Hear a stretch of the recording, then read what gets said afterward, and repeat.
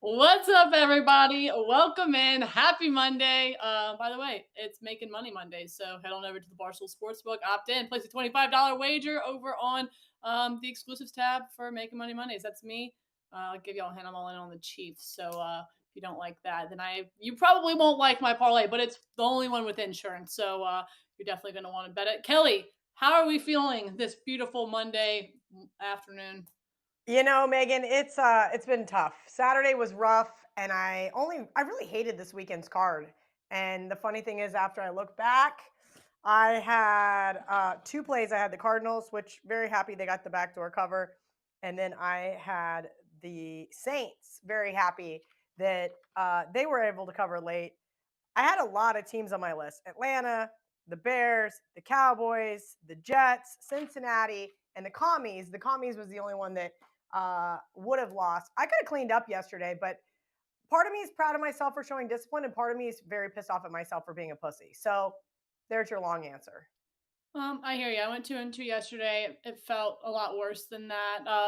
Then the day, Saturday before that, I felt like I had, look, having my day start the way that it did on Saturday morning makes for a very long day. I'm talking about LSU starting at 11 a.m. That makes for, especially whenever you're drinking, early. I already put out all my bets responsibly, and when I tell you I was just exhausted. I felt like I had watched 4 college football Saturdays in one Saturday, and I do want to apologize to you for snapping at you on Twitter a little bit because I was really angry. And Listen, let me give the backstory here. So here's Megan. I know her team just got blown out. It's like 3 o'clock. I used to, in a previous job, work with Chad Johnson, Chad Ochocinco, great guy. And he tweets, "Hey, is there a soul food place in Baton Rouge?" And I just tagged Megan, knowing that she would have the insight, not reading the room, as she put it. And then I just got piled on by other people. I kind of felt bad, but like I don't know. Maybe my heart's just been broken by college football so much I just don't care. yeah, But Kelly, look. The fact though that we lost in the fashion, and you had texted me that it was someone's best bet. You had uh, good news for you this week. All of these things, and then we lose in that fashion after we should have been wearing all whites at home. That's not what we do. That's one thing that's fucked up. We don't do that. That's not, sorry, G string. I love you. You're my boy. The all white. We can't do that at home in a game like this. We just not what we do. Secondly, Ocho Cinco has enough followers, and his daughter supposedly is going to go play at or go be at the track and field at LSU. He can find his own goddamn soul food if he wants it. I wanted to put my head through a wall. I was getting chirped by so many people in my text. I was getting it on Twitter, on Instagram, on TikTok, and of all other places, Facebook. What? Like people from high school are do you coming have after a me. Facebook? Because I do, I I do, and I have one. I just don't log into it. My tweets and my Instagram just go there, but I can't tell you the last time I've logged into it. um, but Ocho Cinco, let me tell you something.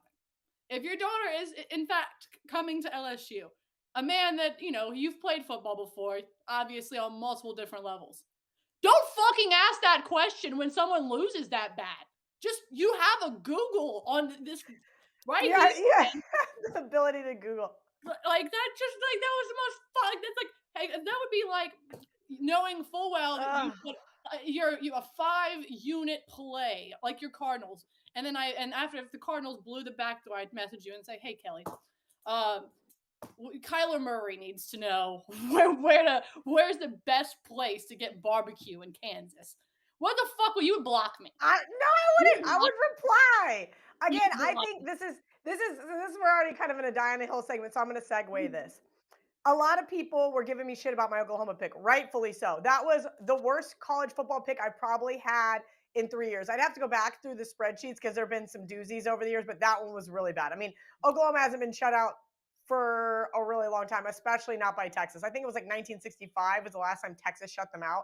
So either way, just horrific. I just turned it off. I think when it was like 14-0, I turned it off. And that being said, I was not in the best mood on Saturday either.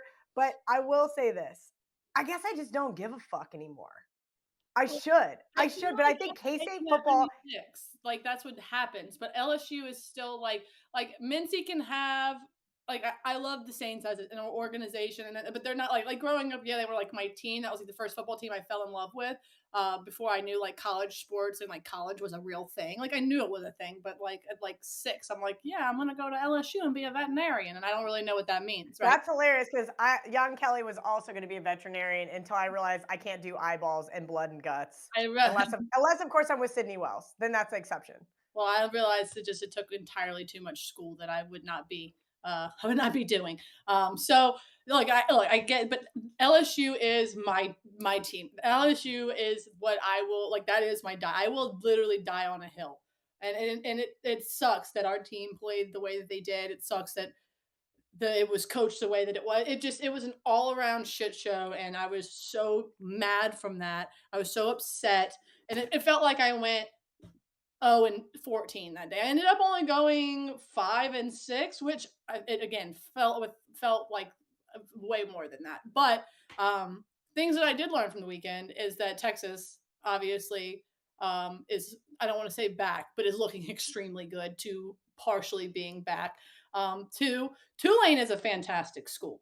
It's a football school. I'm just gonna go ahead and say that. Maybe could be the first best college I football didn't school realize that in it's the kind of like the Ivy weekend. League of the South. So my It buddy is texted me that his daughter is looking between Tulane and Notre law Dame, and I'm school. like, "What?" No, just undergrad. And he said that they went down to New Orleans, visited the campus, and I'm going, "What are you even talking about?" And he goes, "Kelly, it is an awesome program. Football wise, it's a great school." So I, again, had no idea, but apparently Tulane and maybe that loss for K State doesn't look as bad. I've been kind of saying that. But yeah, congratulations to Tulane. They've been rocking and rolling ever since. Shout out K State. I took them on the money line, which was the Woo! Free every Megan. every side of the any side of the coin you turn. I know the coin only has two sides, but it doesn't matter. And it I is told you guys, I told you and Rico that game was going to land one. I said 21-20, 10-9. Woof. what a gross Woof. 10 game. points left on the field. Get an announcer jinx against the field goal kicker. But of course, and then Malik Knowles gets a ball punched out in the end zone. Either he wasn't paying attention or that defender did a really good job. I think it's still up for debate. That being said, I can't believe that you had to sweat that money line. That was absolutely disgusting. I wanted to break my TV. Pretty sure Rico texted me. I replied, fuck off. But I don't remember. I said that to a lot of people. Also, I hate everyone and nobody talked to me today. So I did not bet K State. And boy, am I glad that I did not because that's disgusting. Yeah, I would I don't want to say I had to be talked down from the roof because obviously I can't get on mine. It's just too hard. I don't even have an extension ladder to get up there. So technically I didn't have to be talked down from anywhere. I just had to be talked down from my emotional state, which was way high. I was just any way you shook it. I just was not wasn't the best day for your girl, but things are going to be better. Things looked better. I got the Bengals got a cover for me, so that was cool. Yeah, Uh, that James was a great Madison, cover by them. dude, James Madison being ranked. How about James Madison? They have been absolutely just kicking ass. Like the rest of their schedule is a gauntlet, but what if they win out? It's been nuts because Mincy asked me about them on Saturday. We do a Saturday Spaces at 11 a.m. Eastern, 8 a.m. Pacific, just kind of running through the college football card, take questions from guys, just because I do want to do more stuff like that. I like interacting with people, and that's been really enjoyable. And I can Mincy put me tell on the whenever you spot. ask me when fucking Chad needed soul food. Okay, I'm sorry about the goddamn soul food. Okay, but in all seriousness, he asked me about James Madison and I put me on the spot because this team is just not a team that I was following, right? Like Conference USA, the Sun Belt, I know that they're kind of in your neck of the woods, but I really do focus a lot more on these Power 5 schools and then the AAC. But yeah, I mean, congratulations to them. We'll see if they can keep superseding expectations, but maybe it was a good move for them to get out of the FCS. Let's see. I wanted to go ahead and admit where I was wrong. You and Rico were completely right on BYU and Utah. Although I didn't watch that Utah game, I'm not exactly Dude, sure. It was But nuts. UCLA looks really good. I expected boy, it to team be more of a coin flip, and UCLA looks like a 6-0 team right now. Well, I I'm am gonna go with shocked. what Dave said. Chip Kelly should be fired. We're just gonna just go with that narrative. Did you see him tweet that? That No, was I did not see that. he meant to say Brian Kelly, but it's an honest mistake. Oh, Kelly. Yeah, at least it wasn't me because that would make me really sad because I did go 2-4 on Saturday and that sucked really bad. Mizzou was like basically my only bright spot, them and Notre Dame, uh, because nothing else even looked remotely good. Wazoo just got, after that targeting call against the offensive lineman, first of all, when have you ever seen an offensive lineman get called for targeting? That was just all she wrote after that. And yeah, I mean, Oklahoma, terrible pick. Texas Tech, which it was in contention between Oklahoma and Texas Tech. Texas Tech winning the game outright. And I'm like, mother of God, I knew this was going to happen. And then they still didn't cover. They gave up 2 late scores and didn't even cover. And I was like, all right, I'm done for the day. Go take the dog for a walk, start grilling, start drinking, start doing something because today is done. And, while I appreciate all the guys that are really nice to me on the days that life is really good, if you only tweet me when I have a terrible pick like Oklahoma, you can quote unquote get fucked.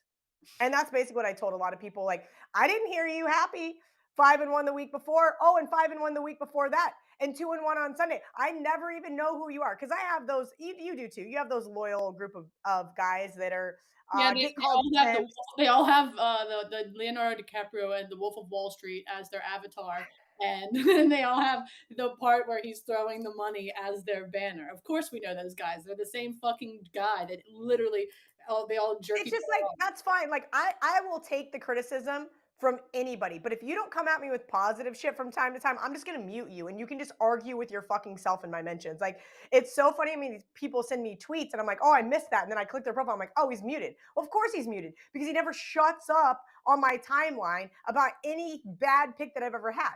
If you're not here for my good picks, you can get fucked off for my bad picks, and that should be my die on the hill. But Megan, I'm going to do a different die on the hill because I almost died this morning with Kelly Keegs on KFC radio. Okay, so what is your die on the hill? We can go ahead and segue into that because I have a die on the hill where we're going back to recapping the weekend, but also dying on the hill while recapping the weekend. So you go first. Okay. So, and just paraphrasing, I did not get to watch all of KFC radio. I only got to see the Kelly Keegs clip. And first of all, I'd like to clear the air. I may have met Kelly really intoxicated at the Christmas party, but I'm not 100% sure on that. So don't quote me on that. But we did a episode of The Dozen where Megan and I just completely embarrassed ourselves. It was football season. I was I not got test prepared. anxiety. I needed that. I got no. That's not my. Anyway, so Shout out to Keegs, it Jesse was Blanco. it was Love two that guy. Kellys, one Megan was our team name, and Kelly Keegs basically carried us to a ass beating by the experts. It was not our finest moment, but that's all. That's all the interaction I have with Keegs. So no, I don't want to fight Keegs at Rough and Rowdy. Also, she's a Sagittarius. I know she's full of fire, so I appreciate her passion. But she goes on KFC radio and says that you need to marry somebody who loves you more than you love them. Correct. Absolutely correct. Ladies, do not marry a man that you love more than he loves you. On the flip side, it can't go both ways. Somebody has to love each other more. So it was kind of a weird thing. But I'm going to go ahead and guess that Tom loves football more than he loves Giselle. And that was where she started talking about things. And then she kind of went down the rabbit hole of talking about being the person always on your phone at date night, whether you're at the game, whether anything. So yesterday, I get free tickets to the Bucks Falcons game. My good friend Jeff texted me last minute and said, "Hey, my wife and I can't make it. Do you guys want to go?" I said, "Hell yeah!" Of course, they're on the freaking 10-yard line, front row, amazing seats, and I'm like, "Oh, this is great."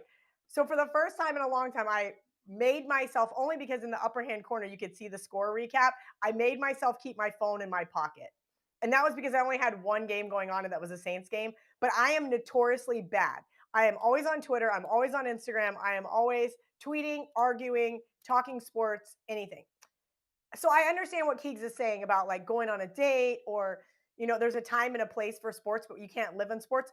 Yes, the fuck I can, all the time. If you don't like sports, you can't date me. And also, if you don't want me watching a game, don't invite me to church after noon Eastern, 9 a.m. Pacific. Don't invite me to your wedding on Saturdays. Maybe be thoughtful and have a Friday wedding or a Monday wedding. I'd come to that instead. But if it's during football season and you expect me to be there and be a presentable human being and think that I'm not going to watch games on my phone, just don't invite me because this is my life. This is what I do. Keegs nailed it. She said, listen, I know Barstool's a sports company, but like people that live, eat, and breathe sports 24/7, yes, I'm that person. And I'm willing to die on that hill. And no, I don't care about your feelings. Well, I mean, I like the hill that you're dying on because I am one in sports myself. I will also just go out on a limb to say that Keegs probably hasn't found the Giselle being a witch TikToks yet, but when she does, you'll Wait have till she does. We should send them to her she so loves that she can see them. And then maybe she'll be like, wow, I well, get it now. not just that, but she also loves spookiness, and so like any witch, spooky, like I have a feeling she would really appreciate that. So I'll send her that. She's getting like essentially death threats right now by a bunch of people being like you pencil neck cunt and like things of that nature, which What? she's eating up and loving. But Oh, men, well, yeah. I mean, like we've already established that I like that word. If you missed that when I was in the Barstool Chicago office, they asked me and I said, "Who cares?" Like the words don't hurt people's feelings, so that always makes me laugh. But more power to Keegs. I get it. We all have standards in our relationships and what we're willing to give, and obviously Tom had enough. Even though his wife is worth a lot more, he's probably going to get alimony. Congrats to him.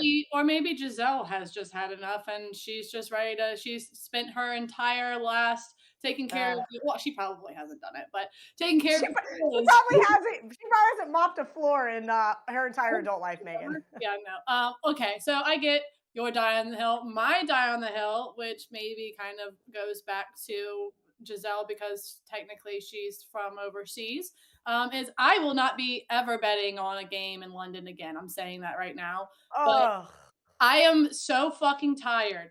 Like, I understand, like, don't bet on balls that aren't round. Like, it's an oblong ball, it does funny things. But I last week made a joke being like, well, if Aaron Rodgers can go to different dimensions, he can go to London and play. And I am a fucking moron. I don't understand how I mean, I do understand because that was a game that just had a Packers loss written all over it. And I how? should have How did seen it have a Packers loss? First of all, the favorites have done so well in London. Oh, and I understand that a lot of those games involved the Jaguars when they really sucked, but still, the Packers were up 17-3. I dropped the dogs off at my mom's, and the Packers were up 17-3. I know, I I hit it live parked in the too. I'm an parking idiot. lot, I'm an idiot. and the game is 2020. Megan, I was on that teaser with you. I had Packers in my survivor pool. They should have never lost that game. That was complete and utter bullshit on their part. And I Well, can't wait for the Vikings to win the NFC North. There you go. well, the hill I'm dying on is no more betting on games in London, and I because I can't control London. I mean, that's a different variable for me. I can maybe control the United States, but I can't control London. Let's try to think of some more things that. I want to go ahead and say that I feel like I should get a refund. You know how there's some other books that will give refund. I don't know if ours does, but for Teddy Bridgewater getting hurt because I bet on Teddy Bridgewater being the quarterback for the Dolphins. And like if my day wasn't already going like to shit with the Packers tees are already gone at fucking 9 a.m. Then Teddy Bridgewater gets hurt on what the third play. I'm like, okay, might as well just So I said this right after Brian Hoyer got hit on his third play when I was in Lambeau. I was like, not that I would take it, but every once in a while, it might be nice to have, like, let's say you have a $500 bet and your insurance on if your quarterback gets hurt, you can just opt in. Like, I'd like quarterback insurance on this bet, please. that would be And fantastic. I don't think I would actually take advantage of it, but that was really frustrating. But Bailey Zappi ended up getting it done. Unfortunately for you, Skylar Thompson did not. I missed the He game looked because I like was he was like trying his very best there for a little while, but like I feel like the quarterback insurance would be like green on a roulette wheel. Like it will never hit yeah. until it does. Like it would just it's just like the best insurance ever. Yeah, Um, I would but agree with that. I just think it's infuriating. Obviously, you were betting on Teddy Bridgewater. I did use the Dolphins in a couple of my pick fives, just because I knew they were sharp, and the line was 3. It was a stale number with the market being 3.5. That did suck, and that was unfortunate. And I do feel like it's always hard when you throw in a quarterback that's never planning on seeing the field. But surely Skylar was a little bit more prepared and was taking second team reps, knowing that Tua was out. I do feel really bad for Frank because the Dolphins sure looked like they were on the up and up. And then Tua, uh, Also, I want to go ahead and shout out to you because as soon as he came in, as soon as Thompson came in, I was like, Skylar Thompson, K State. Would have never fucking have known that if I haven't been doing a show for you for the for the last year. Like the amount of K State football knowledge that I have in my head is probably close to the size of an ant. But somehow Skylar Thompson made his way right up in here into the old dome. So this shout out to Kelly. Let's go ahead and move on to Monday Night Football picks. Make sure you're liking and subscribing to the Barstool Sports YouTube page. Make sure you're liking and following us on Instagram, on Twitter. As I've said before, we'll make a Facebook at some point too. Make sure that you are liking and or saying mean stuff. Just comment. Make sure you interact. We like all that stuff. But Monday Night Football, as I said, it's making money Monday. So head on over to the Barstool Sportsbook, the only parlay where you'll have insurance on it for the night. So it's a 3-leg parlay. We need Chiefs first half minus the 4.5. We need Chiefs full game minus 7.5. I know, not the best number, but I'll tell you the stats to back it up in a second. And then thirdly, we need Travis Kelce over 71.5 receiving yards. As I tweeted this out earlier, I know it's square, I know it's chalk, but I think long, think wrong. This is the Chiefs game, and I like the Chiefs here. As I said on my parlay, if it hits, we're rolling in the big dough. I think it's almost plus 400, maybe. I got to go back and look. But if not, for each leg that does hit, you get $10 back in your account, which is always really nice because if you bet $25 and 2 legs hit, essentially you're getting your bet back. So, Kelly, before I go into my reasoning, what are you thinking about for tonight? There's just a lot of narratives here, right, Megan? So, full disclosure, I made the game 7. I will say this: Kansas City's only lost one of the last 9 versus Vegas. I remember the time the Vegas went into Kansas City and won because I was at a baby shower. And of course, I was On not your phone? participating. What was that? You had your phone pulled up and you were watching it under the. No, if you don't think I was not in the sports book at the hotel while all the girls were doing stupid baby shower games, I absolutely was because I had Raiders on the money line. That was, I think, 3 years, 2 years ago now. Good question. I don't really remember. That being said, Chiefs have a really prolific offense. And the only way to beat Patrick Mahomes, and this has been the case for the last couple of years, is to force them into turnovers. Chiefs defense has been improved, but the Raiders defense has not. I mean, I used to cover the Raiders when I worked for the Las Vegas Review Journal. And at one point in time, it was like week 6 or week 7 in the 2018 season, 2019 season. And they had yet to get a turnover. Like, this defense is so frustrating. Last week, they ended up beating the Broncos by 9. Broncos, of course, in a teaser plus 8.5. Kill me now. But Well, they could have lost that oh, game. There was multiple opportunities for them to lose that game. They could have lost that game by 2 touchdowns. Apparently, Russell Wilson has a shoulder injury. I'm not really buying that as the full reason why they can't win a football game. But the biggest circle here I have on this game and why I'm not going to be getting involved, but I will give you my opinion, is because the Chiefs have the Bills on deck. And as it stands, headed into week 6, finishing up week 5, that looks like it's going to be the AFC championship game. Right now, they are going to be like, if Buffalo comes in, Buffalo, I believe, is a 2.5 point home favorite in the look, or excuse me, road favorite in the look ahead line here. That's going to be for home field advantage in January. That's going to be a much bigger game for Kansas City. Plus, every single divisional dog, if you guys remember, I told you guys I love those divisional dogs. And how many did I play? None of them this week. But that being said, I definitely like that divisional road dog roll. It almost is 60%, especially over the last few years. And as we know, those unders have been hitting at such a prolific rate, almost 60% as well. I had a little sprinkle on the under last night. It wasn't my play, just something to root for, and it was nice. These unders are cashing so nicely.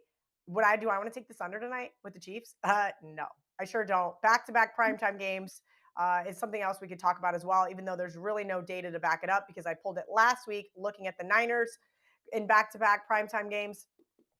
I'm with you. I think it's probably Chiefs or pass, but I can see something stupid happening where it ends up being 27-24 final and the Raiders somehow get this miraculous cover and the game lands right around the total. This is tough for me, Megan. I can definitely tell you, though, that I'm going to be on the Bills next week.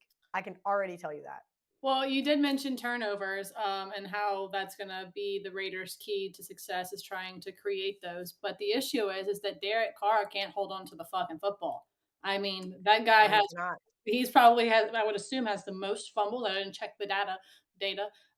Didn't check that, but he probably does have the most fumbles for a QB1 probably right now. I would assume if anyone wants to hop in the comments and tell me if that's accurate or not. Um, uh, Carson Wentz. Derek Carr. okay. No. Oh, hold on. Yep, you are right. You are right. For the past 2 seasons, he has 26. Carson Wentz has 25. Yeah, so there's that. I really feel like this, as you mentioned, the Chiefs' defense has gotten better, but that is going to be what they need, obviously, to step up, and they need to make Derek Carr make those mistakes. I do know that the Chiefs do have the Bills on deck, but as we've talked about this offense, you called it prolific. It's just absolutely humming. I mean, Patrick Mahomes, as I said last week, looked like vintage, and I hate to even use that word with Patrick Mahomes, but truly like the Patrick Mahomes that rewrote the Is he narrative. old enough to be vintage? Exactly. That's why I hate to even use that. But I also, speaking of interceptions or turnovers, I have another prop that I'm on tonight is Derek Carr to throw an interception. I believe that's like minus 107. And then I also have the Chiefs to score first and to win. Remember, a couple weeks ago, I took this with the Bills because of how prolific that Bills offense is and how fast they move. I think the Chiefs, just like the Bills, are going to move really, really fast on this Raiders defense. What the Raiders are I think, gonna try to do is they're gonna try to get that run game going. I understand that, they do have a good back, but I don't think that it's going to be enough to truly slow this Kansas City team down. So I also, as I said, for my parlay, Chiefs minus the 4.5 first half. So I just need them to come out firing. I just need that offense to just come out there and put their foot on the gas. And look, they don't have to necessarily keep it down for them to cover the 7.5 for the parlay. But I feel like this, if there's a defense that they can take advantage of, it's going to be the Raiders. And I have a feeling that the Chiefs secondary is actually going to be able to pick apart Derek Carr a little bit. Sorry. I'm trying to find the paper that I threw away earlier because I was like, oh, I don't need this anymore this week. So, something that my buddy Ralph looks at that I really enjoy is teams before or after a bye. And teams after a bye, not so great. Teams before a bye tend to be almost a 66% percentage. So we'll keep an eye on that. That Raiders team is headed into a bye. Do I trust them? Still no. I just don't think the coaching's there. I mean, I know that was going to be an exciting Raiders team this year, but I mean, like, what have we? I mean, and look, this probably again, I've had to eat my words a lot already this season, so it could be one of those nights where I have to do so. But I just am not a buyer in Derek Carr, especially not right now with him not being able to hold on to the football. Arrowhead is going to be fucking loud, especially after that ass whooping that they brought onto the Buccaneers. I mean, the Chiefs fans are excited, man. Like this is like I wanted to say that LSU fans were excited to see Tennessee and Death Valley. Like that was going to be loud. No, like this Arrowhead, like they, rightfully so, are going to be so fucking hype just be there and just be like, yeah, we whipped Tom Brady's ass last week, and then we got the Bills on deck.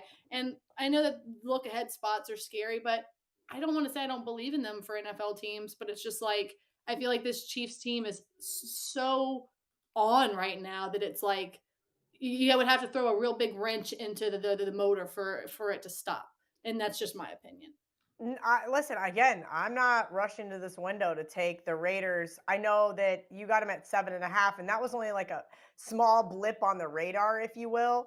But last year, these two meetings, I mean, Kansas City just demolished this race. 89 89 to 23 was the point differential in the Yep. 2 games. It was absolutely, like, insanity. So, I guess that's what I said in my like, I did regurgitating, but in my 60-second bets that'll be out later, I mean, the Chiefs have owned the Raiders. As I said, like, it was 89-23. Like, you're getting them back at home now. Like, 9 out of the 8 meetings have been won. Like, it's just all of the stats point to the Chiefs, and then with Travis Kelsey too, he went over this reception number 3 out of the 4 games this season. So I know that he's I like the Travis Kelsey prop. Honestly, he really is been Patrick Mahomes' security blanket for the last few years. I know no Tyreek Hill is really helping with that this year as well. And that's what like, and it's hard to say, it's to not to put a parlay together like that because it is so chalky and so square. But Travis Kelsey, even though he's probably going to have double coverage, he's going to get blanketed. He's going to find a way to get the ball, no matter what. He and Patrick Mahomes, it's almost like they have a telekinetic ability to know exactly where the other person is going to be, and they just make it work no matter what. And that's like I don't ever, I guess, have a problem with putting my money behind Travis Kelsey and Patrick Mahomes combo. I think that's something that it's like if I burn my money, I burn my money because most of the time I'm going to end up plus EV playing with those two guys. Does that make sense? I understand what you're saying. I do think you do have to pay a premium for guys like Kelsey and Mahomes. But definitely, this Chiefs team looks a lot better than I expected, or maybe the rest of the AFC South West, excuse me, looks just horrific. The Broncos, the Raiders, both not great teams. I will say this: it looks like Josh might be on the hot seat. I just pulled up that same newspaper I said I used to work for back in the day, and rumors are swirling in Vegas that even though they just beat the Broncos, his seat cooled off a little bit, but he really needs to get a desperate win here. Again, if it was 7.5, I would say this looks like it's supposed to be a Chiefs beatdown. But the fact that it's just sitting on 7 is just very odd to me. Very, very odd. Well, regardless if you like the Chiefs and you like that number or don't like that number, you can still go and bet my parlay, $25, opt in, Making Money Mondays, Chiefs minus 7.5, Travis Kelsey over 71.5 yards, and Chiefs first half minus the 4.5. Again, Kelly said, I'd think about playing the under, but do I want to play the under with the Chiefs? Oh, No way, well, Jose. the last 4 have went over for obvious reasons, and that's because the Raiders can't stop a nosebleed. I mean, like, they are just it is bad. And you mentioned the point differential. I just can't. I know that these primetime unders have been good, especially. I just can't. I can't. It makes me sick to my stomach. It's like the under with the Chiefs Bucks. Everybody's like, "Oh, the under's a sharp play." I'm like, "Yeah, great." Nah, not for me. All right, guys, that's all we have for this Monday. Again, make sure you're headed on over and liking and subscribing to the Barstool Sports YouTube page. Make sure you're following Kelly and myself and Coco and Money Shots on Can you hear Instagram. Coco? Is that why you mentioned her? Uh, yeah, we had a great time today. We'll be back here on Thursday with Rico going over college football picks. Kelly's going to definitely hit her money line parlay this week. Speaking it into existence. I don't know, Megan. There's not that many good dogs. It may have to be like a 35-1. Maybe I just need to see the ball go through the hoop. Like just something easy. Yeah, Like don't try to hit a home run here and save some face. I'm with you. Speaking of which, Astros are in the postseason. Let's go, baby, to the World Series. We'll see y'all Thursday with Rico, Friday with Che. Again, make sure you like and subscribe, and we'll see you guys then.